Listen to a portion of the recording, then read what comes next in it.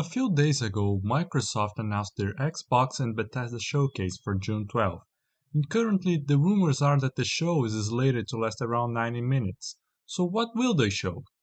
Now that E3 is gone, Microsoft has June for themselves, and they probably intend to leverage that in order to get as many eyeballs in their upcoming games as they can. So let's speculate a little bit.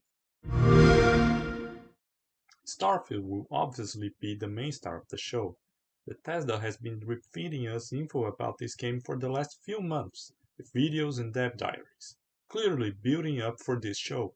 So expect Starfield to take 20 to 30 minutes from the show since Bethesda always likes to show deep dives in their games. They'll probably go through a mission or an interesting location to explain it and show the environments, like they did with their previous games. We know that there will be factions and companions like usual Bethesda, alongside the possibility of settlements if the rumors are true. The only thing left for us is to see this game in action. Another one that may show up is Radfall. The vampire hunting game was announced last year with a release window of summer 2022.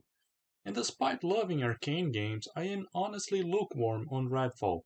The trailer didn't really impress me last year, and given that Bethesda's latest two releases, Ghostwire and Deathloop, got delayed, and Arcane silence makes me think that the game might get a new date on this show, if it shows up at all.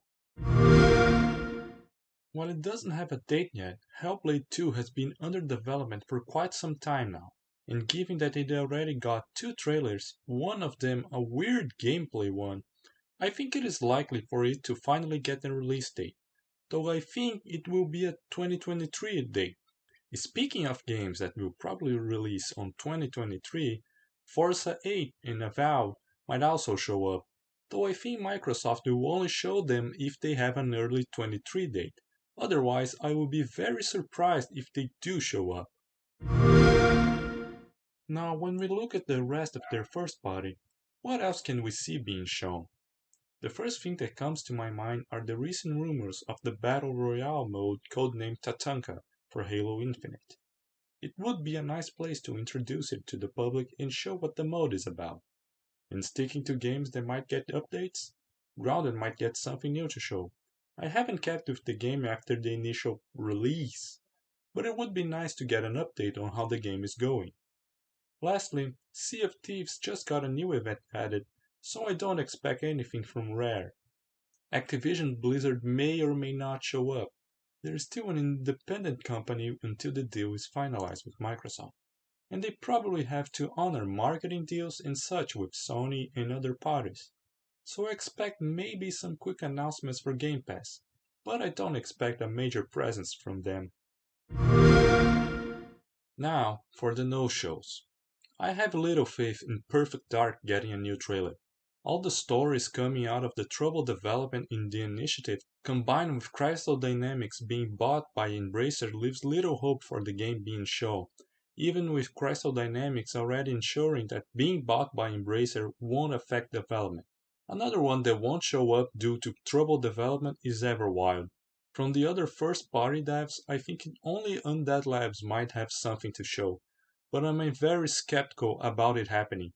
And In Exile 2, despite word being that they are having production of their next game. For the third parties, that's trickier. Bandai Namco has been showing games on Microsoft stages for quite a few years now, so that's a sure bet. But what exactly are they going to show? My best guess would be anime-based games, since that's what they mostly focus to show on Microsoft stages. They have shown Tales games and Scarlet Nexus before on Microsoft shows, but anime is their bread and butter, so hope on, anime fans. Capcom is another one that might show up. From their leaks, they currently have a bunch of anticipated games in their pipeline, from RE8 DLC to Dragon's Dogma 2 to Street Fighter 6 and even Mega Man. There are plenty of options for Capcom, and a Microsoft stage would be prime location where they could show something really big. Sega and Microsoft have a closer relationship, but Sega's showings on Microsoft stages aren't as notorious. Sometimes they bring something big, sometimes they bring something small, and sometimes they don't show up at all. For this showcase, maybe they bring Sonic Frontiers, but even then is a big maybe. Aside from that, unless Sega have been developing something very quietly, I don't see Sega really coming for this showcase, besides maybe Game Pass stuff.